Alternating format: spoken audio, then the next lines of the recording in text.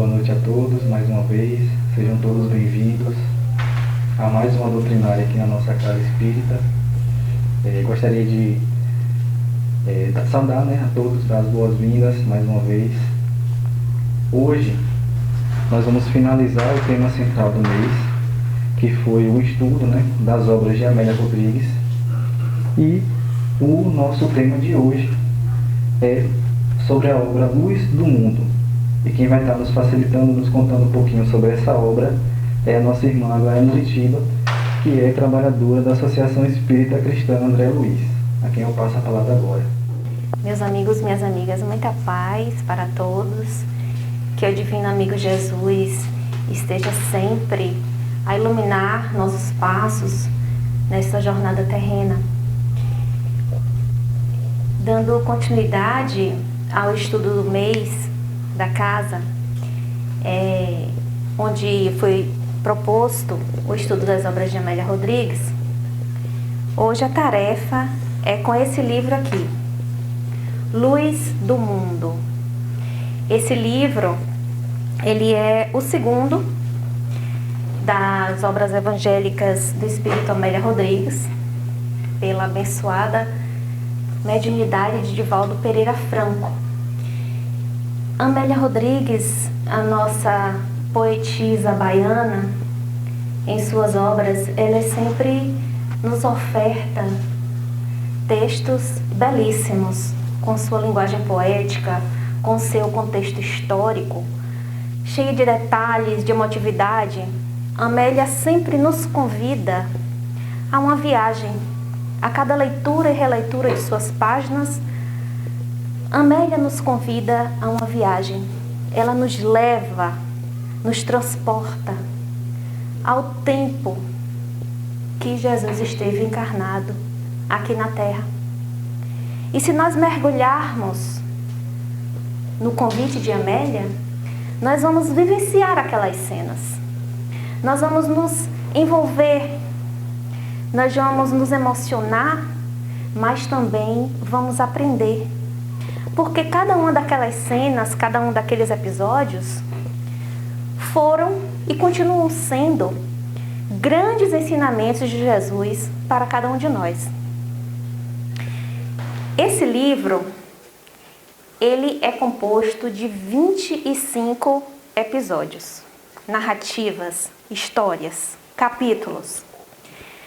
Amélia nos conta sobre a multiplicação dos pães.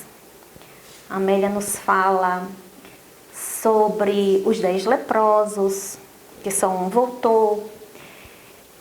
Ela nos conta o episódio quando Jesus fala que ele é o médico das almas e outros tantos. Então, 25 episódios. Como é que nós vamos estudar 25 episódios, narrativas, capítulos em 50 minutos? É bem desafiador. Então, nós ficamos a pensar, como é que nós vamos abordar o livro Luz no Mundo? E optamos por escolher apenas um capítulo. Nós vamos hoje estudar um capítulo e teremos a tarefa de casa de estudarmos os outros 24 capítulos, porque em cada uma tem a sua lição. E todos, a lição é iluminar a cada um de nós. Todos os aprendizados, todas as lições desse livro. Então, é um livro muito lindo. Nós, particularmente, somos tietes de Amélia. E aí, aceitamos o desafio de hoje estarmos aqui. Nós escolhemos o capítulo 13. E o capítulo 13, o título é assim, Atire a Primeira Pedra. Quando fala em Atire a Primeira Pedra, todos nós já sabemos do que é que o capítulo vai tratar, né? Ele vai falar sobre a mulher adúltera. Aquela passagem que está lá em João 8, versículo de 1 a 11. E o interessante é que apenas João citou essa passagem de Jesus com a mulher adúltera. Nenhum outro evangelista citou essa passagem, apenas João. Nós não temos nenhuma informação sobre o nome dessa mulher, nenhuma. Porém, o ensinamento dessa passagem é muito mais do que a história de uma mulher que adulterou. É muito mais que isso. E são justamente esses ensinamentos que nós devemos entender para que possamos com ele atender ao título do livro, que é Luz do Mundo, ou seja, os ensinamentos de Jesus iluminando a nossa jornada enquanto espíritos encarnados. Eu vou pedir licença a vocês para que eu possa ler alguns parágrafos do capítulo, porque a linguagem de Amélia é tão linda que eu não sou capaz de transmitir 100% do que ela está falando aqui. Então, eu vou ler alguns parágrafos e nós vamos começar nosso estudo. Ela diz assim: atire a primeira pedra, é o título, e depois inicia assim, ó. Apedrejar, exclama. Transcorreram as festas dos tabernáculos. E as gentes retornavam às cidades, aos povoados, aos campos, às atividades diárias. Aqueles dias foram dias de júbilos e exaltação, nos quais a alma de Israel se rejuvenescera, tomada de entusiasmo festivo. Quem interrompera em Jerusalém, ou quem irrompera em Jerusalém naquela ocasião. As comemorações evocativas dos dias passados no deserto, sobre tendas após a saída do Egito, significavam a vitória do povo sobre o estigma do cativeiro e rudes provações. Então aqui ela já nos dá uma informação. Ela nos fala que aquele episódio aconteceu ali no final das festas dos tabernáculos, as festas das tendas. Era uma festa muito popular em Jerusalém. Viam pessoas de vários lugares diferentes para aquela festa. Era uma festa cheia de rituais. Um dos rituais dessa festa é que as pessoas, elas armavam tendas de folhas fora das cidades, da cidade de Jerusalém, ficavam lá durante uma semana para homenagear, né, o povo de Israel, no período que eles saíram do Egito, ficaram um tempo no deserto, morando em tendas, e para depois chegar à terra prometida. Tinham outros rituais também nessa festa. Então, era uma festa muito cheia de rituais, mas também era uma festa tão importante que ela atraía muita gente. Aí a Amélia continua. Naqueles dias de outono, já se conhecia a estranha e poderosa voz do cantor diferente, delimitando as novas fronteiras do reino de Deus. As multidões esfaimadas ouviam aquela palavra e se entusiasmava acompanhando o singular peregrino. Outra informação. Essa festa acontecia no mês de outubro.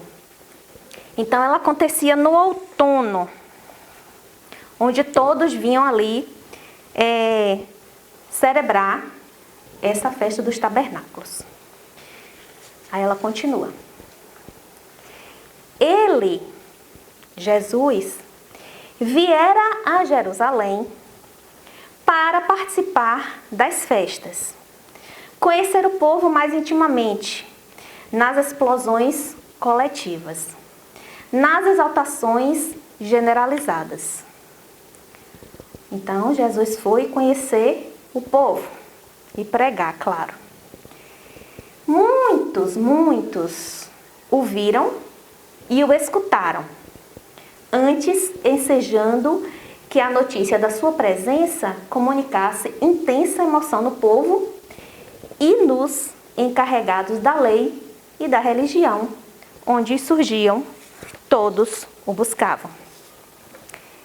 Então, Jesus foi participar daquela festa, como Amélia diz, para conhecer o povo, mas também para pregar.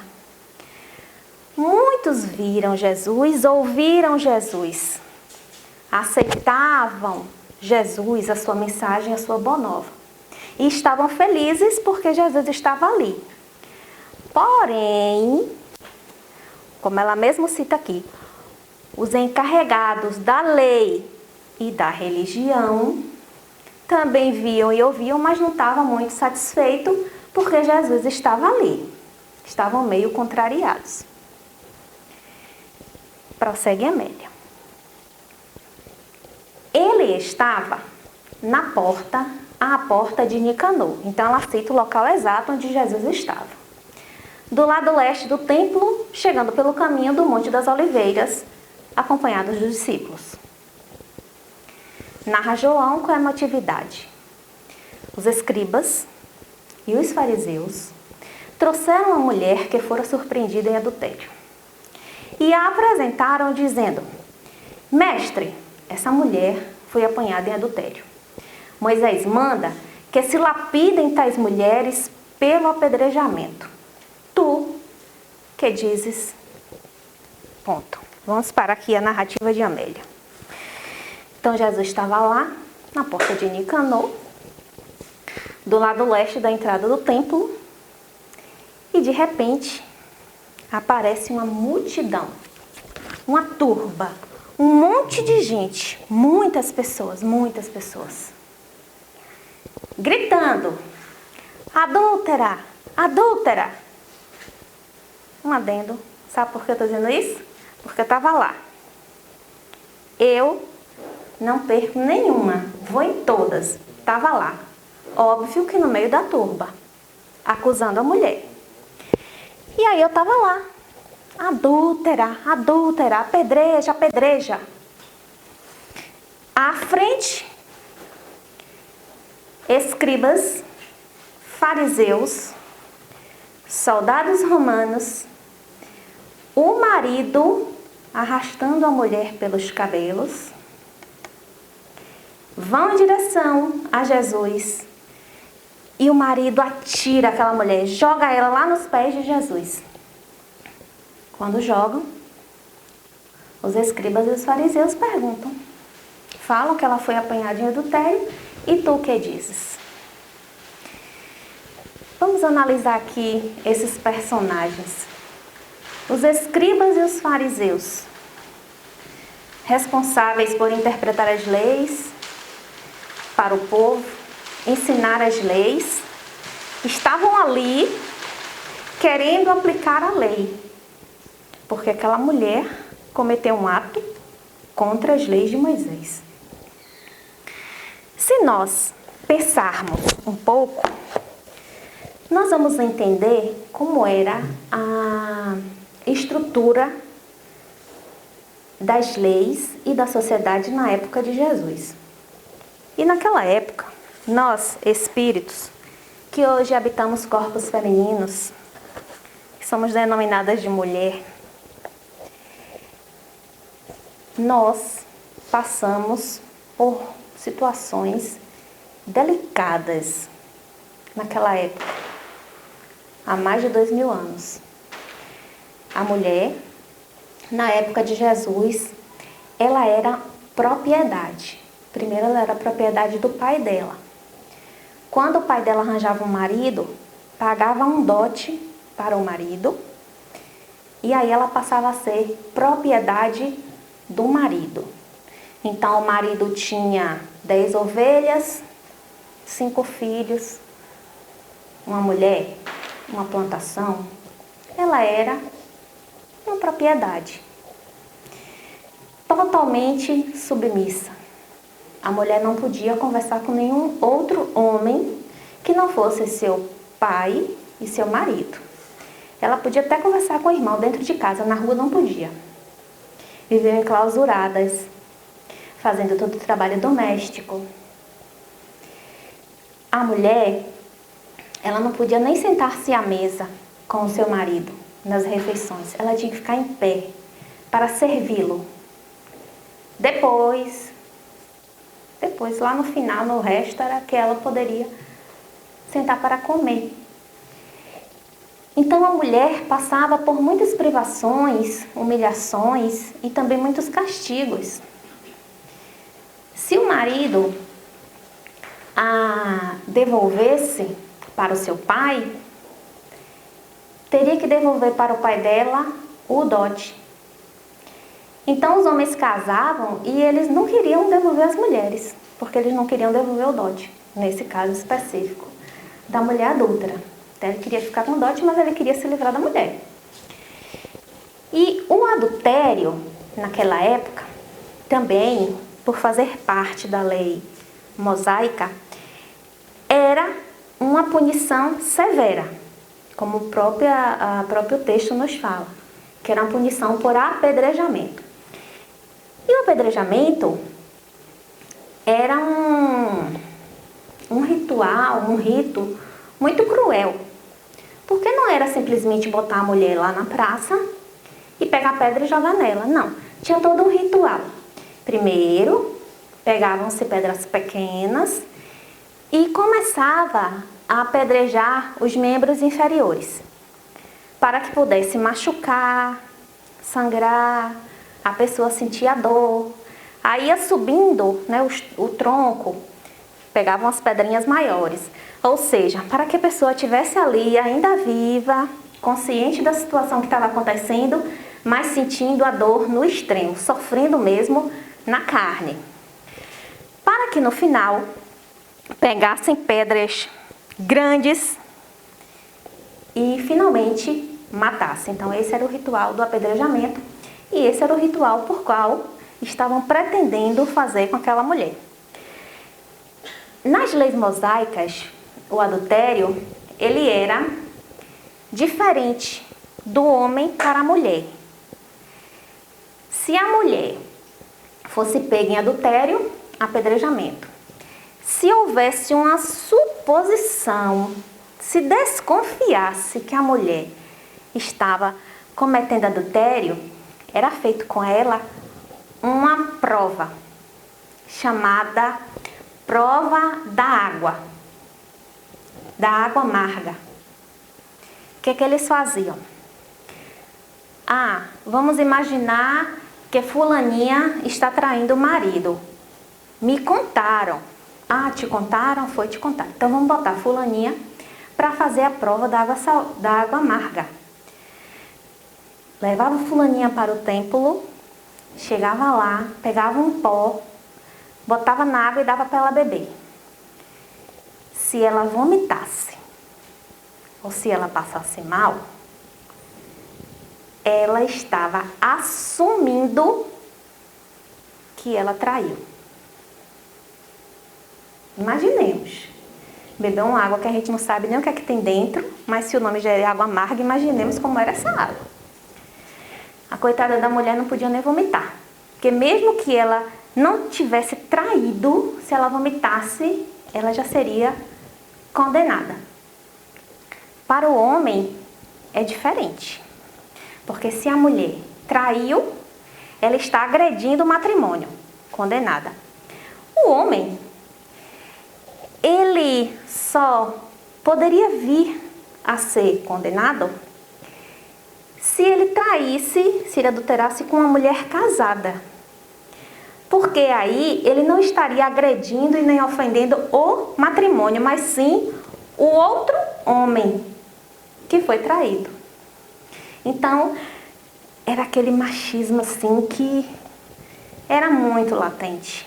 Mas nós sobrevivemos, né? Nós aqui que estamos, mulheres que estamos nesses corpos femininos, nós sobrevivemos a tudo aquilo, daquele período, e ainda continuamos na luta, sobrevivendo, enfrentando e sobrevivendo. Então era um contexto histórico bem perverso, bem cruel com a mulher. E esse episódio em particular, a Amélia vai nos dizer aqui mais à frente, que também teve algo que intrigou. Por quê? Quando levaram aquela mulher até Jesus e perguntaram o que Jesus faria ante aquela mulher que foi pega em adultério, tinha ali uma trama envolvendo, né, tentando pegar Jesus. Por quê? Porque se Jesus condenasse aquela mulher por adultério, que ele nem viu, nem soube, ele ouviu falar, né, que a turba estava acusando, Jesus iria de encontro às leis de Deus. Porque as leis de Deus falam de amor, perdão, misericórdia, acolhida, recomeçar. Não fala em nenhum momento julgar, condenar, apedrejar. Não fala. Mas se Jesus condenasse aquela mulher, Jesus estaria indo de encontro às leis de Deus e ficaria desmoralizado. Se Jesus não condenasse aquela mulher, Jesus iria de encontro às leis mosaicas. E aí aquela turba imensa que estava lá, inclusive eu, iríamos nos revoltar, iríamos apedrejar quem? Jesus. Perceberam? Porque Amélia diz que as emoções nos povos e nos encarregados das leis e das religiões divergiam. Porque muitos estavam realmente emocionados por estar ali, ouvindo e vendo Jesus. Outros já não estavam satisfeitos.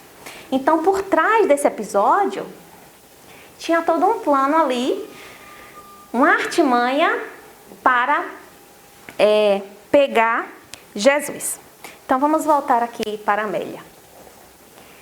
Ela perguntou, né? Ou melhor, desculpem. Os escribas perguntaram a Jesus: e tu, pois, que dizes? Aí Amélia continua. Ele olhou de relance, a mulher ultrajada. E se abaixou, sensibilizado, e com o dedo começou a traçar garaturjas no solo. Aí a autora colocou aqui uma nota de rodapé no texto, quando ela diz assim: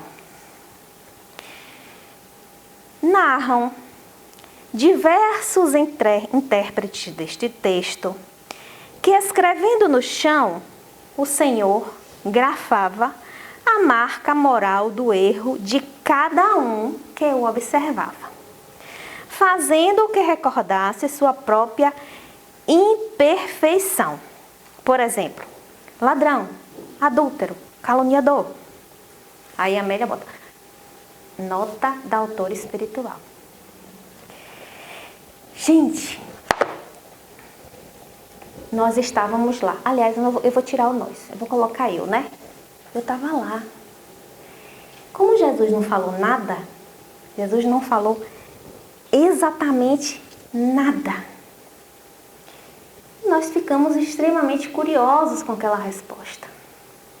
Porque nós, espíritos que ainda estamos imperfeitos, estávamos ali a julgar.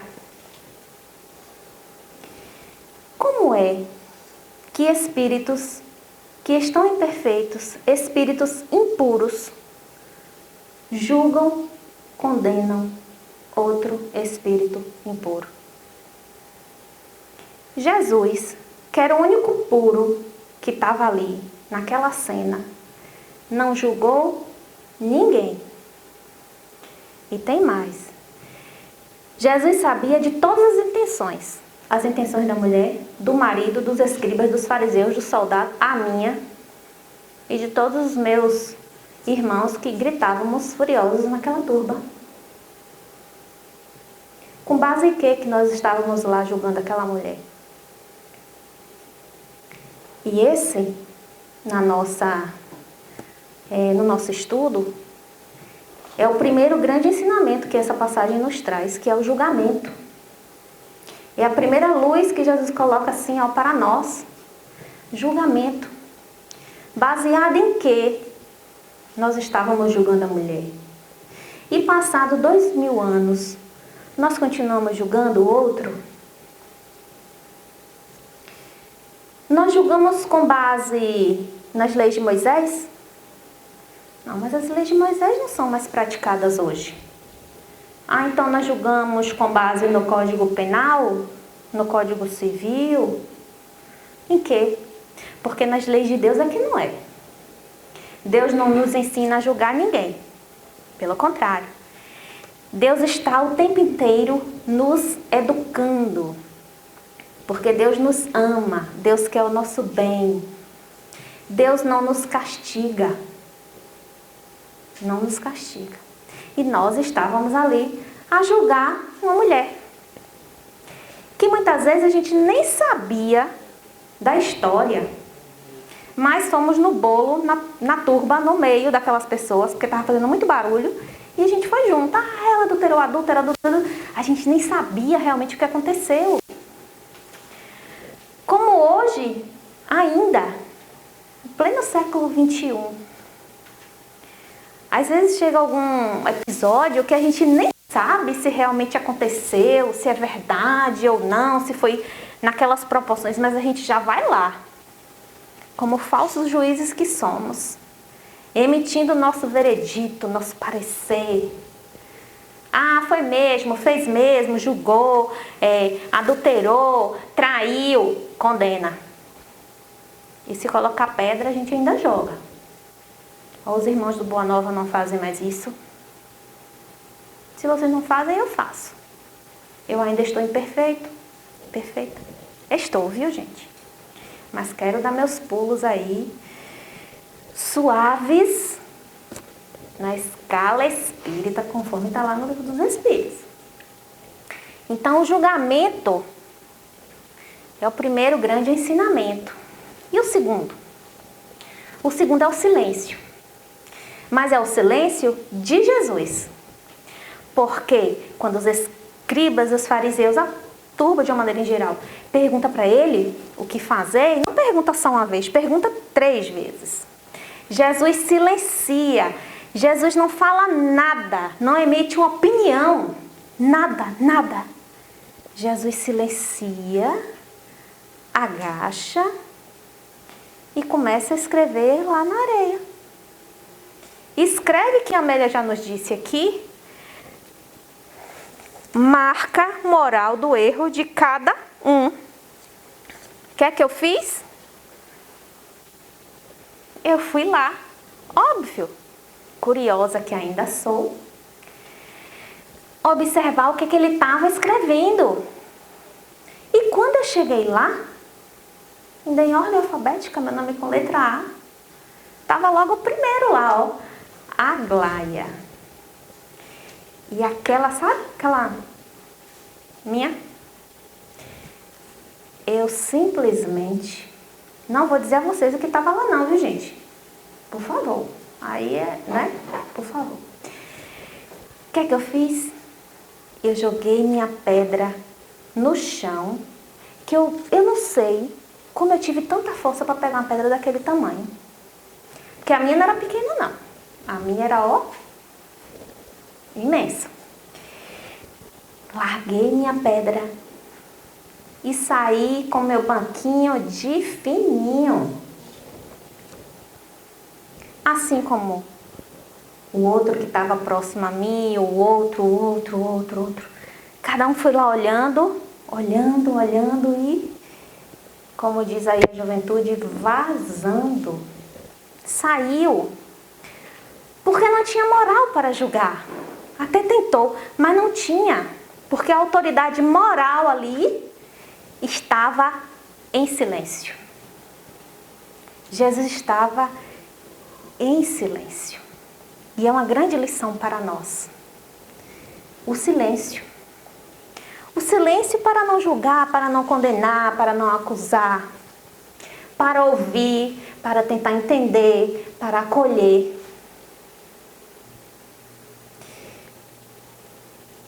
a olhar aquela mulher e se ela sentisse a vontade para dizer, olha, realmente eu adulterei, ouvi-la, acolhê-la e fazer o que Jesus fez.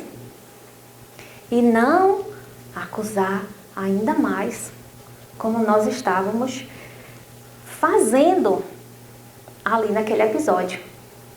Então são lições que essas cenas vêm nos trazer, são ensinamentos mesmo.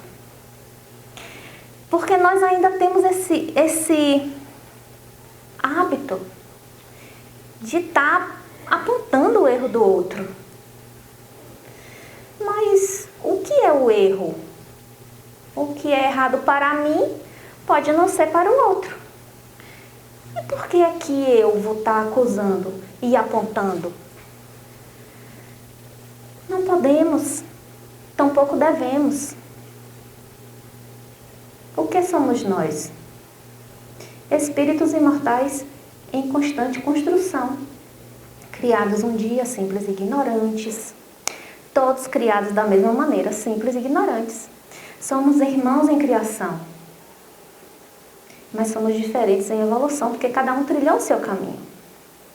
Mas estamos todos ainda, de acordo com a escala espírita lá no item 100 do Livro dos Espíritos, estamos todos ainda na imperfeição.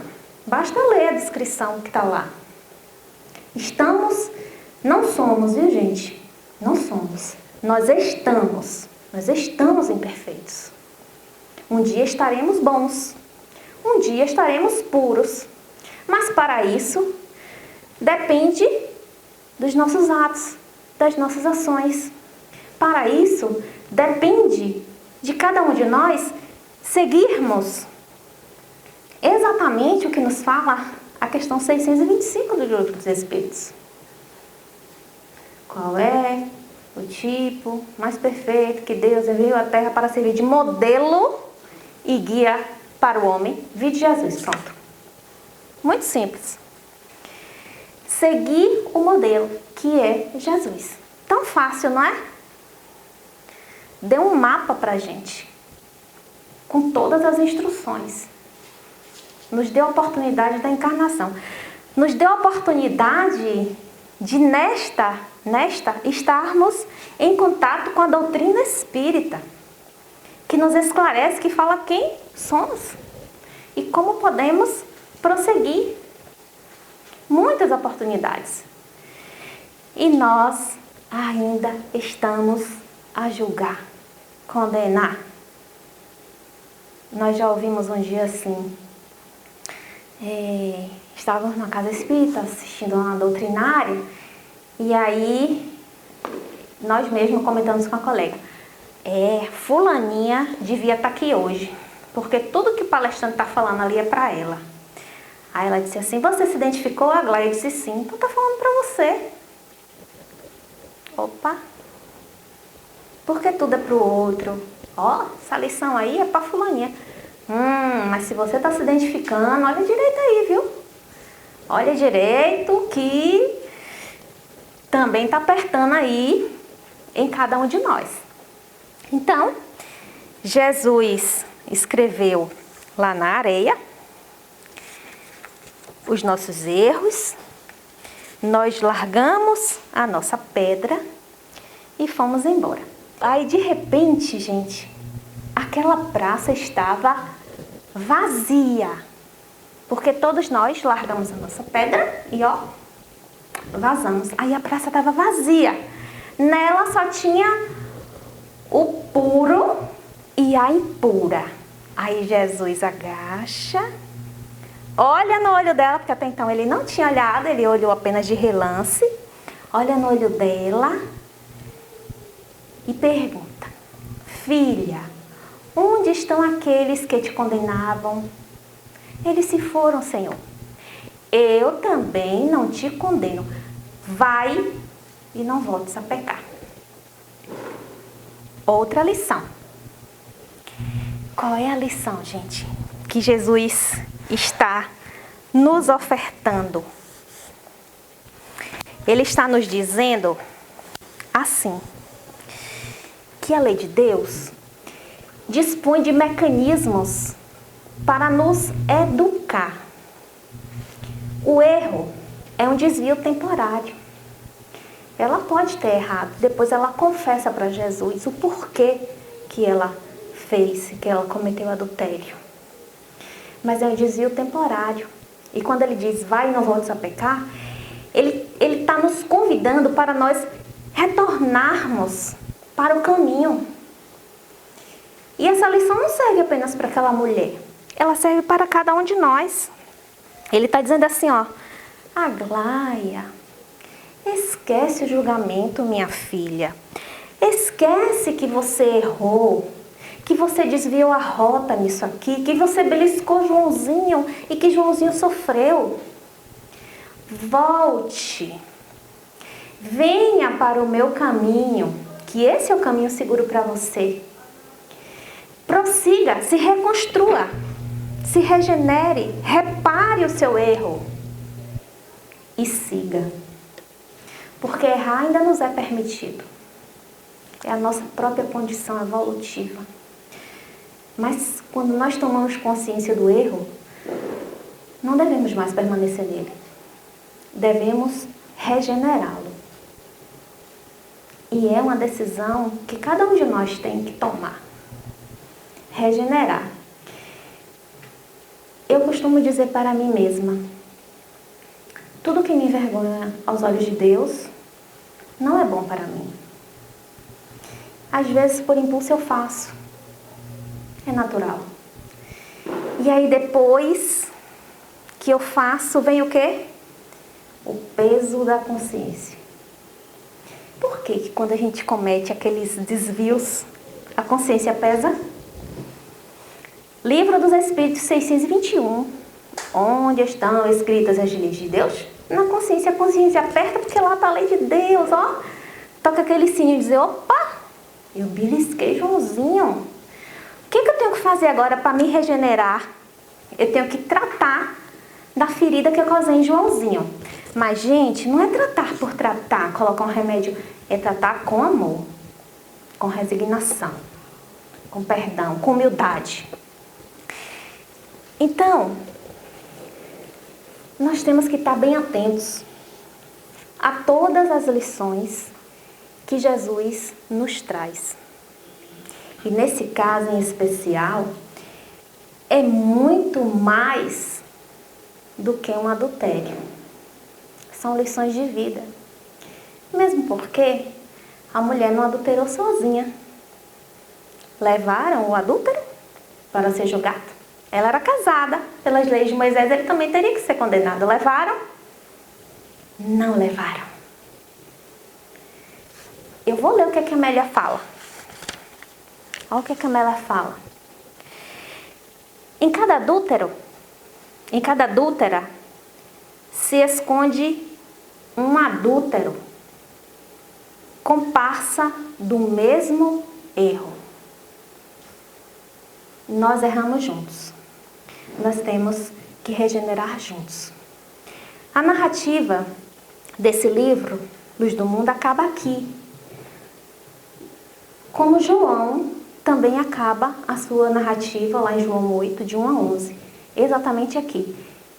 João não nos conta, e Amélia, em Luz do Mundo, não nos conta como foi que a mulher regenerou. Mas Amélia Rodrigues, que tem algo que nós ficamos encantados, que é assim.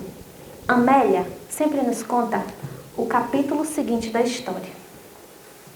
Nós até pensamos, será que a Amélia fica lá no mundo espiritual, revirando aqueles arquivos, descobrindo o que aconteceu aqui e ali? Porque ela conta. E ela veio contar. Nesse aqui, ó. Pelos caminhos de Jesus. O capítulo é Encontro da Reparação. Amélia conta que naquela noite, depois que ocorreu o episódio na praça, a mulher foi procurar Jesus. Chegou lá essa mulher em lágrimas, contou tudo, por que ela fez, o que ela vivia com o marido, quais as suas dores. E aí Jesus dá aquele conselho para ela seguir. Filha, não foi essa palavra que ele disse, esquece não, mas eu vou usar aqui de uma maneira mais simples. Minha filha já errou, esqueça e vai reconstruir. Vai consertar seu erro. A Amélia fala bonito, viu, gente? Por favor. E aí ela disse, Senhor, como é que eu posso fazer? Ele disse, minha filha, procure um outro lugar para você reconstruir, porque aqui todos lembraram de você como adúltera. E é verdade, né? Porque nós podemos fazer 9 coisas boas, 9. Mas uma que a gente faça de ruim, as pessoas vão lembrar da gente pelas boas ou pela ruim? Pela ruim. Bem assim aconteceria com a mulher. Aí, essa mulher foi reconstruir. Ela foi reparar o seu erro. 10 anos se passaram e lá na cidade de Tiro, na Grécia, essa mulher ergueu na beira da estrada uma casa onde ela acolhia os andarilhos, os órfãos, os idosos abandonados, as pessoas doentes, tratavam de todos, cuidavam de todos. Até que um dia, no entardecer, um homem bate à sua porta. Este homem estava coberto por chagas putréfidas da lepra. Ela acolheu, colocou num quarto, limpou todas aquelas feridas dele, aquelas chagas.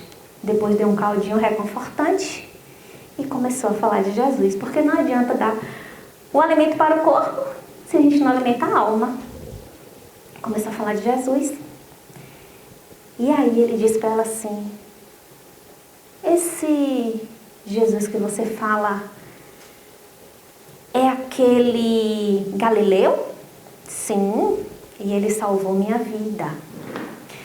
Ah, eu também conheci, mas ele não salvou minha vida, não.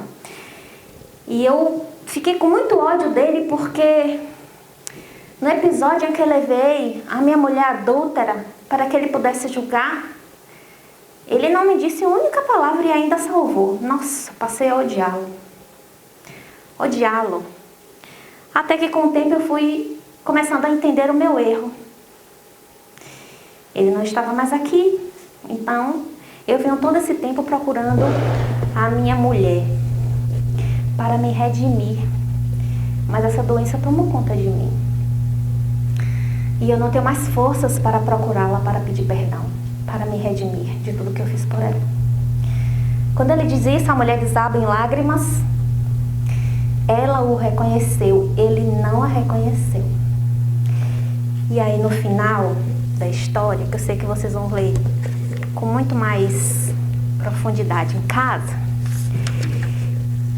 ele já estava quase partindo, ela segura nas mãos dele, com todo o amor, com toda a gratidão que ela podia ter naquele momento, porque estava chegando para ela a oportunidade bendita da reparação, porque ela teve que perdoar, cuidar e acolher aquele homem no momento que ele mais precisou, com amor, com o coração puro, e ela o fez.